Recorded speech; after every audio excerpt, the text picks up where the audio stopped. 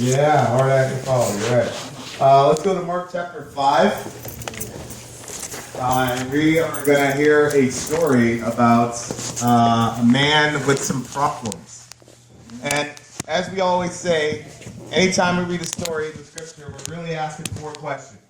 Question number 1. Who we are in the story? Say it again. Who we in the story? Okay, good. Who's God in the story? Who are we in the story? You're right. And the second question is, why? What does it say about us? what does it say about us, right? Question number 3.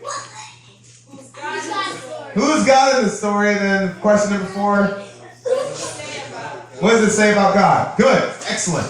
So we're going to read a story, and then we're going to read the story with those lenses. But pay attention, because the story has a really interesting twist.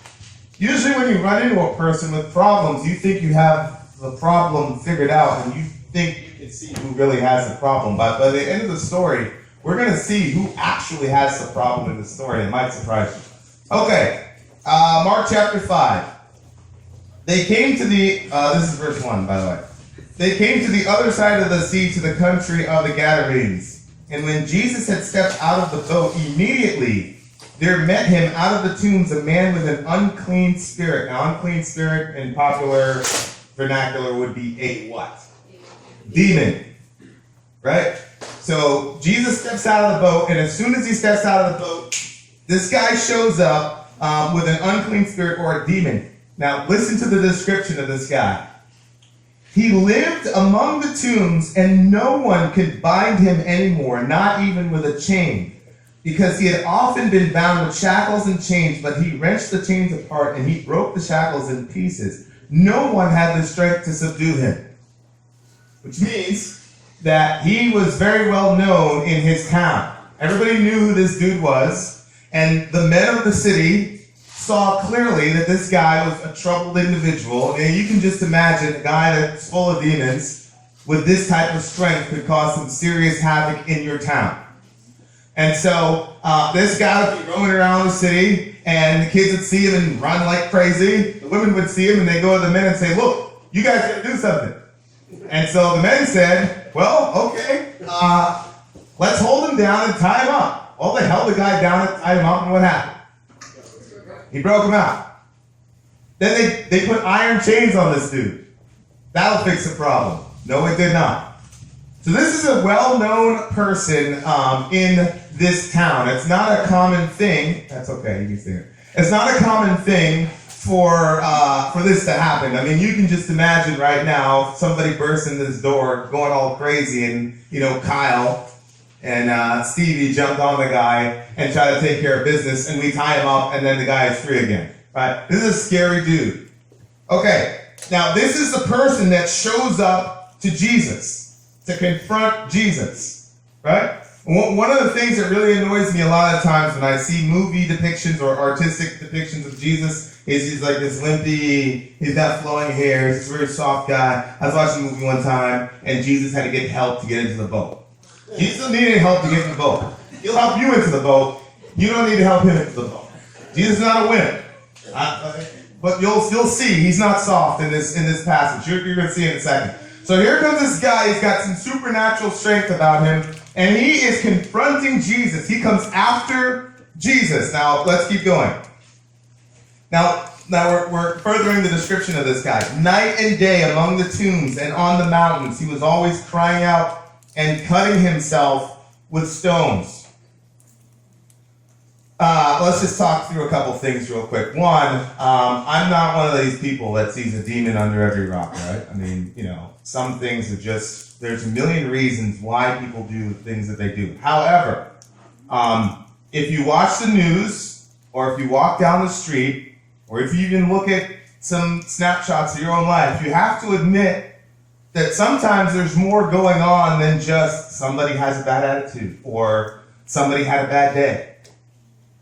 We've got guys in Syria and Iraq doing horrible things. I mean, I don't have to make a description because we got little kids here, but y'all know what I'm talking about.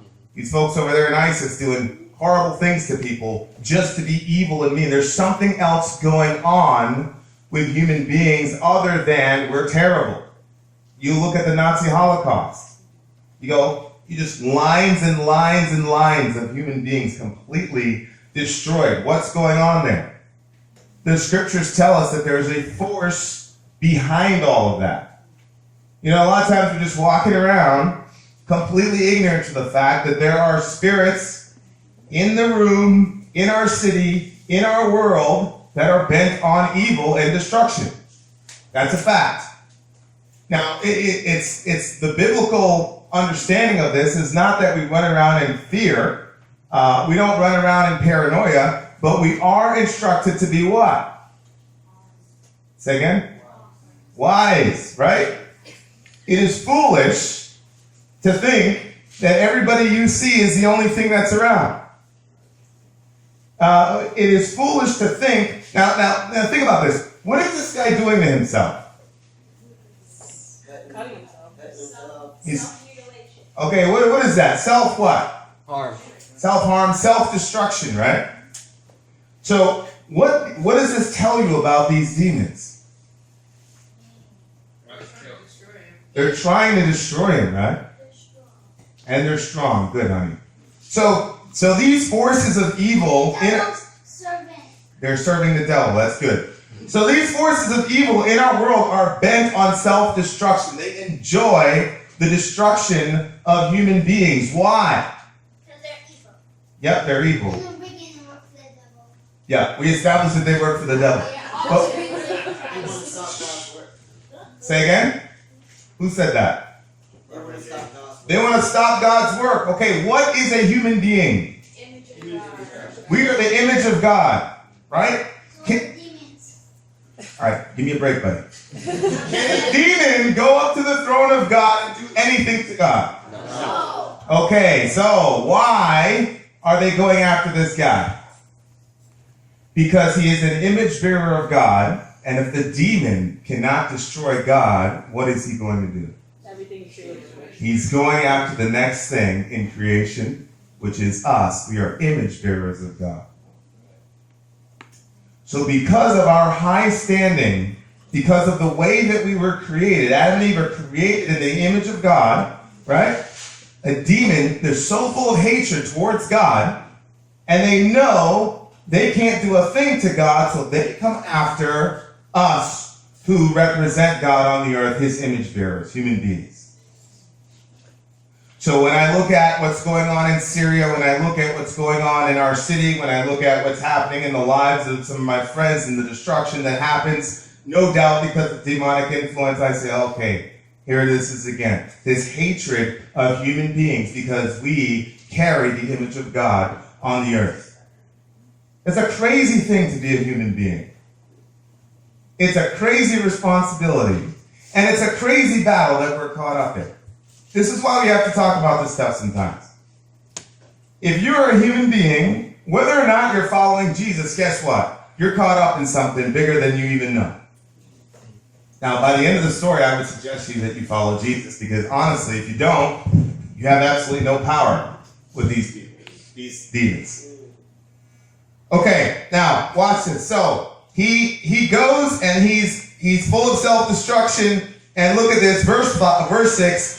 And when he saw Jesus from afar, he ran and fell down before him. And crying out with a loud voice, he said, "What do you have to do with me, Jesus, Son of the Most High God? I adjure you by God, do not torment me." Now this is unbelievable. Listen to me. This is a demon who was so strong that he overpowered all the men in the town. He overpowered the iron chains and all that. And he sees Jesus from afar. He doesn't even need to speak to Jesus, talk to Jesus. He recognizes who Jesus is. This is why I said to you, the wispy, pretty, mealy-mouthed Jesus, it does not have this type of effect on demons. These demons understood that they're dealing with a strong, powerful individual when they see Jesus from far away. They saw those other guys coming after this guy from far away, and they had no problem. Because they knew this guy was completely and totally in their control. By the way, have you ever had something in your life that was completely and totally controlling you? Right? We can relate to this guy. I already answered question 1. Who are you in the story? Well, you're certainly not Jesus. And hopefully you're not the demons. But this guy had something completely and totally controlling him. He was powerless to stop it. He was powerless to free himself. And the people around him were powerless to free him. Let me explain something to you. Some of you may not know me very well, but I don't have the power to help you or free you from anything. You know, I'm just like one of these guys here. If you run into me with a problem, I mean, I'll do whatever mumbo jumbo I can. But I, myself, Andrew, cannot help you. And nobody in this room that you see can help you. There's only one person with the strength enough to undo whatever chains and whatever self-destructive patterns that you have in your life that have control over you. The Lord. That's right. So they see Jesus from afar. They say, hey, he says, hey, you are the Son of the Most High God. Now, this is unbelievable. Yeah, I got good Muslim friends who, you know, they say Jesus is a good man, he's a prophet, blah, blah, blah, blah, blah. And I say, I understand that, but he's also the Son of God. No, he's not the Son of God. He's just some guy, but he's not the Son of God. Well, these demons understood who Jesus was from afar. Even these guys had the sense to realize, okay, this is the Son of God. They recognized their Creator. They said, you are the Son of the Most High God. They said, please do not, he said, please do not torment me. Which means this demon believes that Jesus has the authority to punish him. Now, this is amazing. This gives us amazing insight on the personality of demons. They have been doing what to this guy for the last... Torturing him. Then they run into Jesus, and they say, don't torment me. Interesting. Now listen, don't go and judge the demons. And here's why I say don't judge the demons. Is it not true that we do things to people that we don't want done to us? Yeah. That we judge people? And then what's the first thing out of your mouth when somebody judges you? Don't judge me. Right? Do you not do things to people that you don't want done to you? Amen. Now here's the deal. That's terrifying. Like the idea that I have personality traits that match these demons is terrifying to me. Now granted, I would never go out and torture somebody. But this idea that these guys were out there tormenting this guy. But then when it was their turn, they were begging for Jesus not to torment them when they were doing the same thing. And you got stuff in your life that you do to people that you don't want done to you. You have the personality of a demon. Now, as I said, we're kind of, but that's terrifying to me. That I can see myself in that. Okay. I adjure you by God, do not torment me. Now, this is unbelievable. The demon is telling the Son of God, basically, as God is my witness, Jesus, you're not supposed to torment me. And this guy's completely irrational, right? Now, all of a sudden, the demon is getting religious, you see. Again, do you see a pattern? Now, the demon finds religion. He's been cutting this guy up. He's been terrorizing this town. But now that he sees Jesus and a potential that he could be punished, now he's religious. Does that sound familiar to you? This is terrifying stuff. This is not some dude showing up to Jesus and going, I don't care what you do. I don't care what you say. I don't believe in God. There are no atheist demons. Because Jesus had been saying to him, come out of the man, you unclean spirit. And Jesus asked him, what is your name? He replied, my name is Legion, for we are many. This is why I kept going back and forth between the singular and the plural when I was mentioning this demon. A legion in the Roman times is basically a detachment of soldiers. So this dude was housing a multitude of demons, and then there was one guy who was basically the spokesman for all these other demons that was tormenting this dude. So he says, my name is Legion, for we are many. So those guys basically marked the town and said, okay, we're going to take this town, we're going to hang out with this guy, and for whatever reason, they chose to torment this guy and all that craziness. And Jesus is saying, who are you? Now, what is the point of Jesus drawing that out of the guy? Authority. You need to know who you're fighting. One, you know who you're fighting, and two, what now? Authority. Why are you saying that? Because Jesus has all authority on the demons. And the demons also know that everyone must bow before Jesus. Right. Now, look, if you come to me and you say to me, Casey, give me your license and your registration, what am I going to say to you? I don't need to show you jack. Who are you? You have no authority. Then a cop shows up and says, give me your license, registration, different story. Especially me. I'm giving him anything you want. See what I did there? Okay. So think about this. Jesus is saying, what's your name? What's your name? And the demon's like, yeah, I'm going to tell you. I'm going to give you my license and registration because you are the Son of the Most High God. I am Legion. We are many. Here's another thing. Jesus is setting this up, right? This way. This is a multitude of demons. There is how many? One Jesus. Right? This is why I'm sure Jesus knew that there are a multitude, an army's worth of demons in this guy. But Jesus is saying, what is your name? He draws out of the guy that there are a legion of demons there, and it's just one Jesus. Now listen, if you want to be a tough guy, I came from the Bronx, New York, and it's... There you go. I came from the Bronx, New York, Pell Parkway, Baychester Avenue. Yeah, okay, 5 chain. Okay, good. So look, if me and you, Casey, get into a fight, right, and I beat you, it's like, okay, whatever. But if me and the entire Cell53 get in a fight and I come out on top, what does that say about me? You're crazy. I'm stronger, I'm crazy, I'm on a completely different level, right?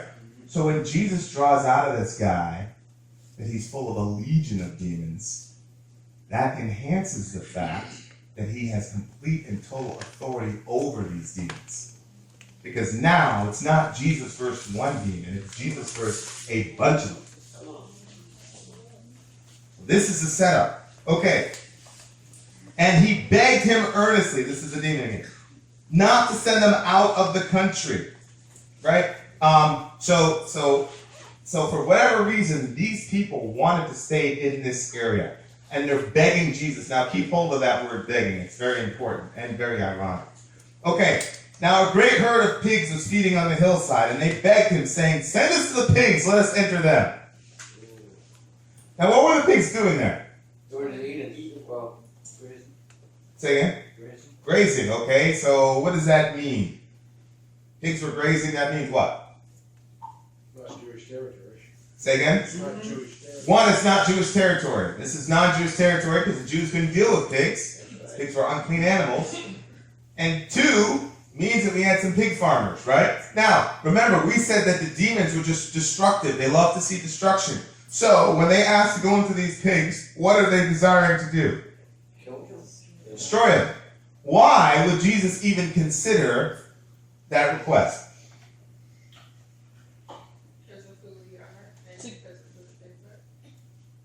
Okay, because of who we are, image of God, versus who the pigs are, they're just pigs, right? That's one. To save the man that the demons are in. To save the man, because Jesus looking at the guy like, well, it's better that the pigs have the demons than you. Good. There's another reason we're going to see in a second. Well, he saved his disciples, didn't he? Because, didn't it say he had his disciples with him? When he took off the boat, he had his disciples with him? Yeah. The demons could have asked to go in the disciples, but in other words, Jesus let them go in the pigs, because, one, they're not going to hurt another human being. They're just going to hurt, pigs, which pigs are replaceable. But human body's not. Yeah, the big thing is that human beings are more important than animals. You got something, Ernie? Also an image of God, because God so many pigs. That's not an image of God. All right, we'll talk about that later. Go ahead, Jeremy. One more, then we got to move on. I think he's judging the people of the area too, How so? because the pigs would be their food or their livelihood. Pigs would be a big deal to them. Okay. Yeah, we'll see that in a second. Hold on to that thought. So he gave them permission, and the unclean spirits came out and entered the pigs in the herd, numbering about 2,000. That's pretty expensive. That's a lot of money's worth. rushed down the steep bank of the sea and drowned into the sea. Right? So there you are, you're a regular herdsman minding your own business, herding your pigs, and then out of nowhere, all of a sudden at random, they all fly over the cliff into the sea, and there goes your 2,000 pigs. Now I don't know what the math is as far as how much money these good people lost, Does but that mean that there were 2,000 demons in this? That's what I would guess. I have no idea. There are probably more than that. But that's a good point. I don't know. That just shows you that there were a ton of demons in this dude, right? And they drowned in the sea, right?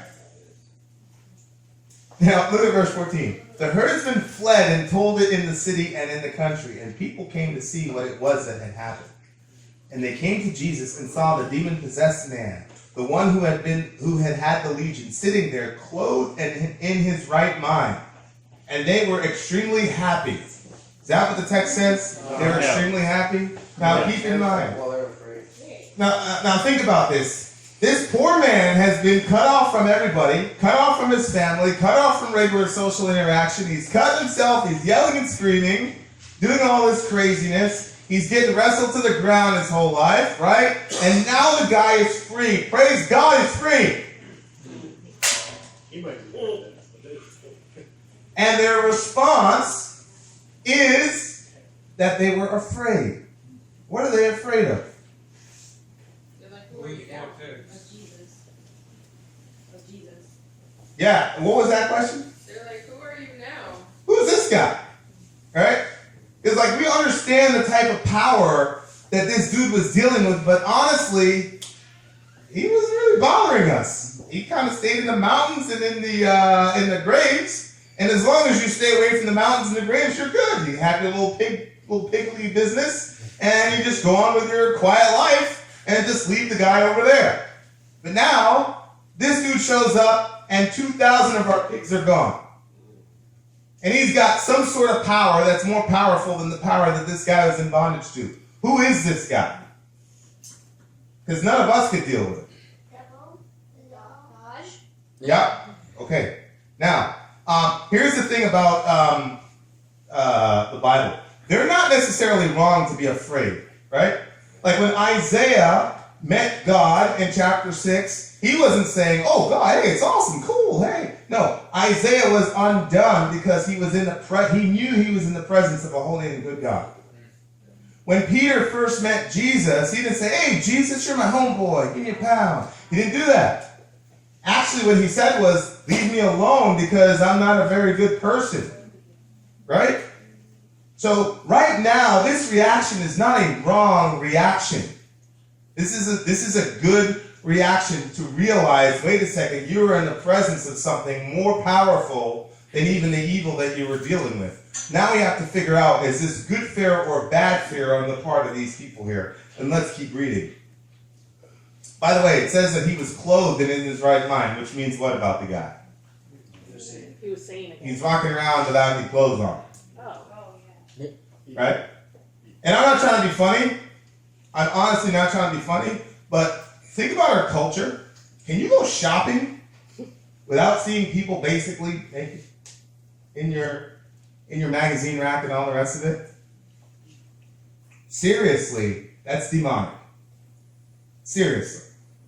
The amount of nakedness that's thrust on our society has its roots in demonic activity. Because think about all of the fallout that comes as a result of that. You see, the devil's not a moron, he's not stupid. He's not going to come at you and say, hey, I want you to get addicted to blah, blah, blah, blah, blah, blah, blah, blah, blah. He's not going to do that. That's not how he operates. So there you are shopping for your tomatoes and your corn and your whatever, and then there you are, and then there's this magazine and that magazine and that magazine. And then there's this and this and this, and then it progressively gets worse and worse and worse. There is spiritual warfare happening at your checkout counter. You better believe it. This is why you need to understand that there are spirits that want to destroy you. This is why it's good to be conscious. Because When you're shopping, you're at that checkout aisle and you're looking at that thing and you're like, oh, it's not wrong to take a steal. If you understood what was behind that, it might make you think twice about taking that extra look, right? That is meant for your destruction.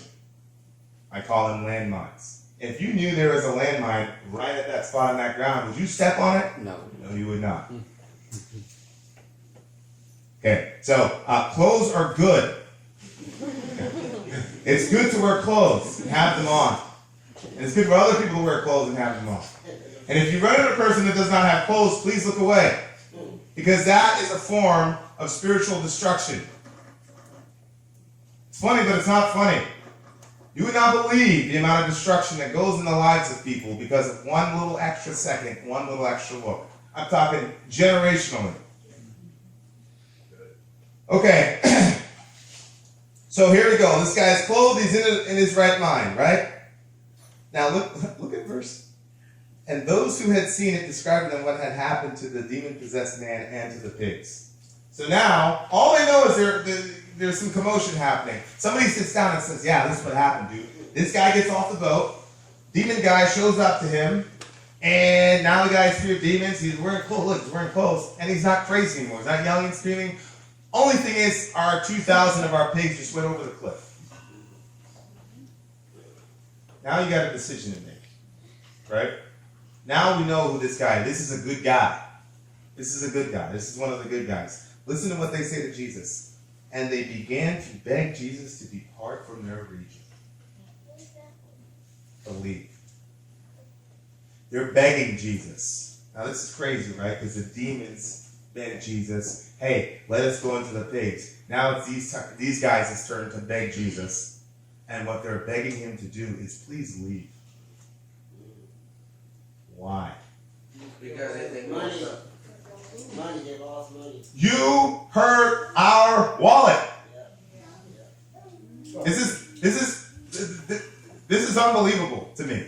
You have the Son of God in your town, and you're literally begging him to leave because he messed with your wallet. Go ahead, Hal. You gonna say something? It's power they can't control, and so they're afraid of it, and they'd rather be in control of whatever little things they have than be in the presence of power they can't control because they don't want to. Yeah, because what's one of the big things about money? Yeah, the power and the control, right? You got a lot of money, you got a lot of control over your life. Well, you think you do, you really don't, but you think you do, right? Hold on.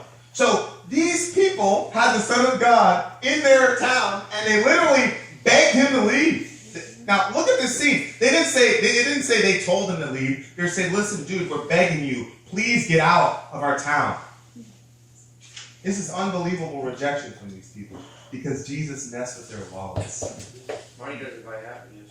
Now we see why Jesus allowed the demons to go into those pigs. Here's why. Their money had a greater hold on them than those demons had over that guy. Come on, break it down. So we're looking at the story and go, oh man, that dude's got some really, he's always in self-destruction. He's losing his mind over these poor demons. Is it not true that in our country there's nothing but self-destruction and people losing their minds over their wallets? Listen, if you got some demon in you, it's cool, man. I mean, it's not good. I mean, we'll do a deliverance service. You'll get done in about 2 minutes. You'll be fine. Believe me. But how many of you are enslaved by your pocketbook or your wallet or the stock market? I know some people, stock market's bad, they go crazy. Stock market's good, they're happy. Bernie Madoff, right?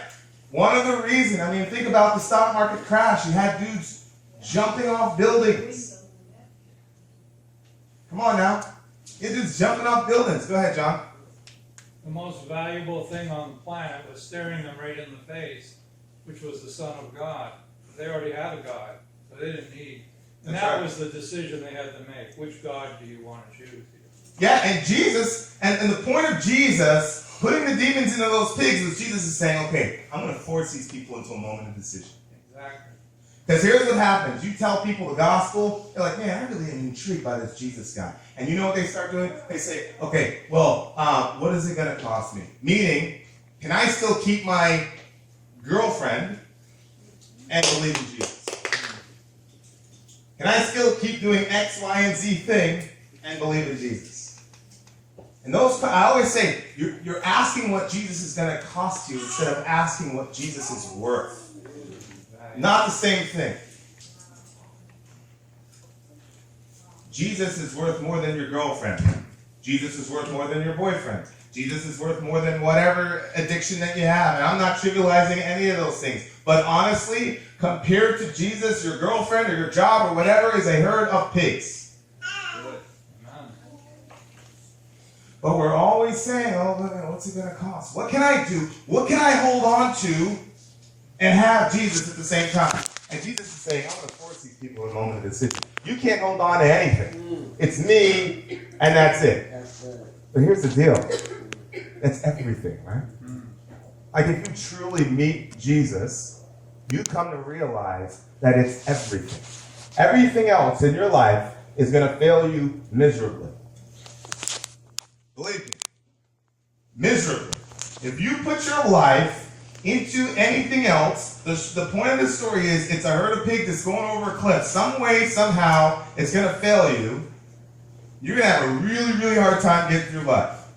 So Jesus is doing that. He allowed that to happen because he loved those people. And he's giving them an opportunity to finally make that decision. Because he wasn't going to have a lot of time with them. So they're begging Jesus, please leave. He goes, you know what? Cool. Go. I'm leaving. Look at this. Let's keep reading. As he was getting into the boat, by the way, it says, depart from their region.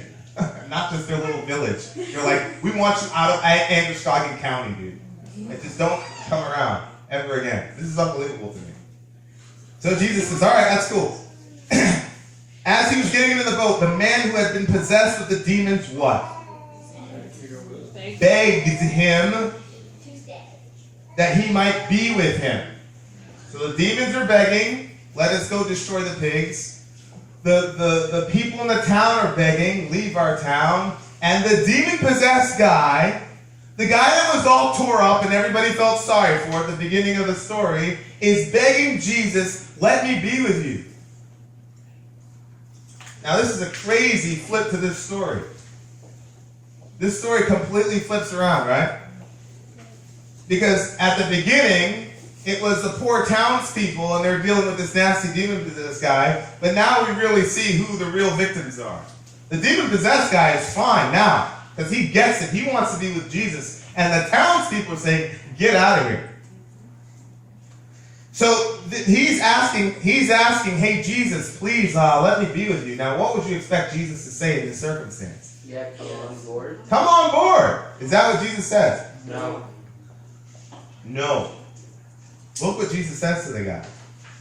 He did not permit him, but says, go home to your friends and tell them how much the Lord has done for you and how he has had mercy on you. And he went away and began to proclaim in the Decapolis how much Jesus had done for him, and everyone marveled. Meaning, these people who just rejected him in the most disrespectful, dishonoring way possible. It's one thing for somebody to say, please leave. It's another thing for people to beg you to get out of their county.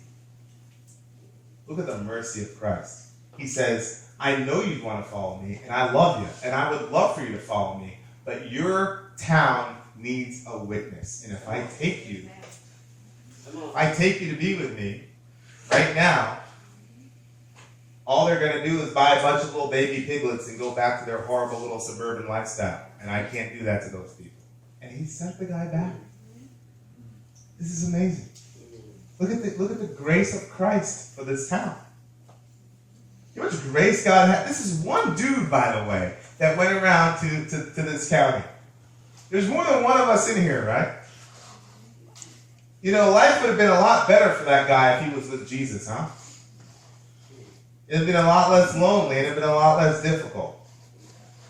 But Jesus didn't put that guy in the situation. I mean, he would have been around the disciples. Everybody would have been, hey, all right, let's go. You'll see miracles. Can you imagine how lonely that guy must have been? That guy got sent back on mission. Here's the deal. It's not enough. It was not enough for this guy to just be freed from his demons. That wasn't enough for him. He said, you know what? I just got freed from my demons. Guess what I'm doing? I'm going to open my mouth, not just to my friends. All Jesus said was go home to your friends, which is interesting. Like, where were they when, where were these friends of mine, Jesus? And Jesus is like, they're your friends, all right? Well, just forget about the last 10 years. He sends these guys back to his home, to his friends, and this guy, the capitalist means basically a 10-city region. This guy went from city to city to city, and he wouldn't close his mouth. It says everybody marveled. So that's the point, right? So think about your life. What has the hold on you? What areas are you being self-destructive? Not only physically, right? Emotionally, spiritually. What attitudes of mind and heart do you have that are completely self-destructive that you need to be freed from? As I said to you, I and nobody here can help you. But I know somebody who can help you. Right? We could bring you to Jesus, and just like he had authority back then, he's got authority now. He can help you. But what is your goal in being helped? You ask yourself that question. You want help so that your life can go back to normal and everything can go great for you? So you can go back with your pigs and your whatever? Or do you want help so that you can get all your junk out of the way so that you can go out into your city and tell people in your city what God has done for you? Those are two different things. There's a bunch of people that got healed by Jesus and had demons cast out of them. They went right back to their silly, foolish lifestyle. You got to ask yourself the hard question. Who are you? Here's another question. Some of us are like the villagers. You don't want Jesus to mess with your little life. You don't want Jesus to mess with your piglets. You like Jesus to kind of make things all neutral for you, but as soon as he starts hitting those hot buttons, and whatever it is, some people it's their wallet, some people it's a relationship, some people it's a habit, whatever it is. As soon as Jesus starts pushing his finger on that button, you don't want any parts of it. And some of us are really subtle about it. Like, you'll come to church, you'll do religious stuff, blah, blah, blah, blah, blah, but you're not going to let that thing go. You're going to hold on to your piglets. And then if somebody tells you, hey, those are pigs, you get mad. Right? Who are you in the story, really? What does this tell us about God? Here's a couple things it tells us about God. I believe Jesus purposely went there for that one guy. He doesn't do any preaching in that town. He doesn't do anything else in that town. All he did really was heal the guy, send the demons out, and then he went back in his boat and was gone. Which means that Jesus is full of compassion.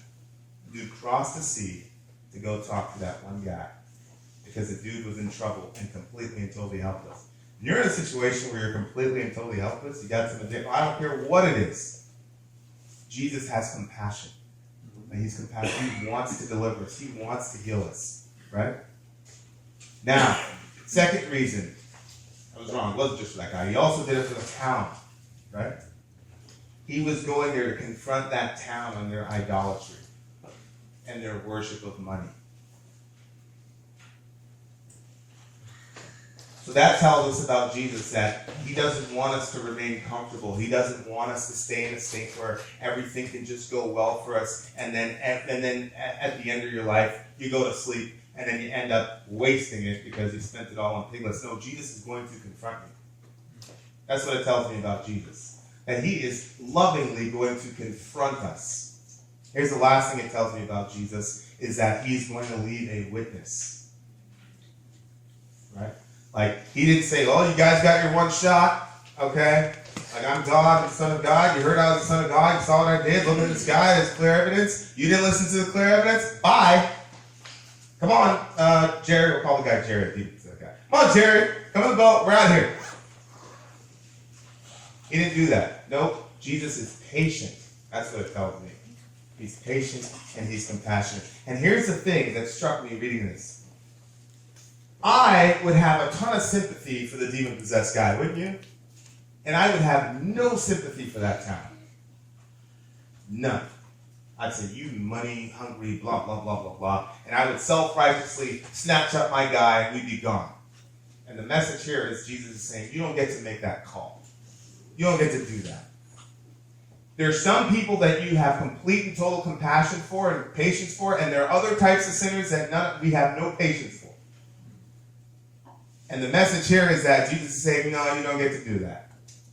We have to be patient with everybody. Some of you can't stand religious hypocrites.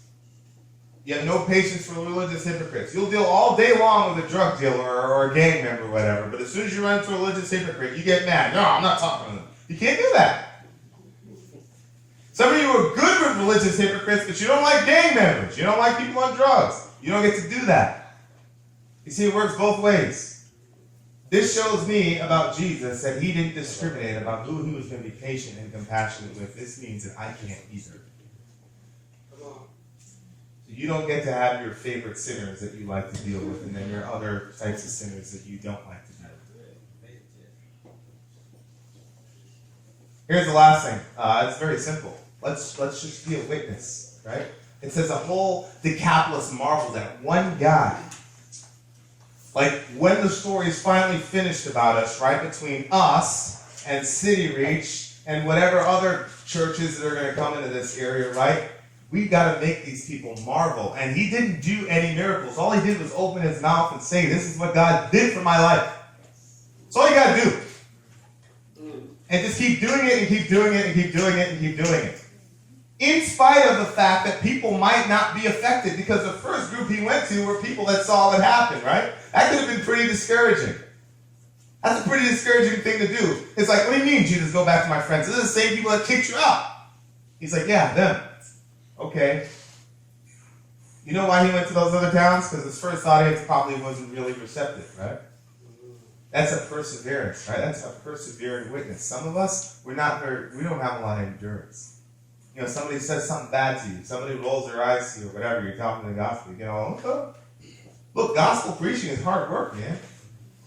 Disciple making is hard work. Witnessing is hard work. It is a hurtful thing to tell people all the great things God has done in your life and have them roll their eyes at you. Shh. What's up, honey? Well, tell the group. Okay, we'll talk another time. Yesterday I was speaking to a girl, and she was 5, and she was hard to talk to. And I asked her mother if I could tell her about Jesus, and I did. Okay, good. That's it. No. Okay, so here's the deal. It's about perseverance, right? Perseverance. This guy went through 10 towns. We got one town, right? Jesus is like, dude, you got one job. You got one town. So let's not be afraid, and let's run with some endurance, right? And let's not judge which sinners we like and which sinners we don't like. All right, let's pray. God, thank you so much for your word. Jesus, thank you for your patience. Thank you for your power, your sovereignty, and your authority. God, give us willing hearts to let go of whatever we need to let go of. And just give us hearts to follow you no matter where you lead us. In Jesus' name.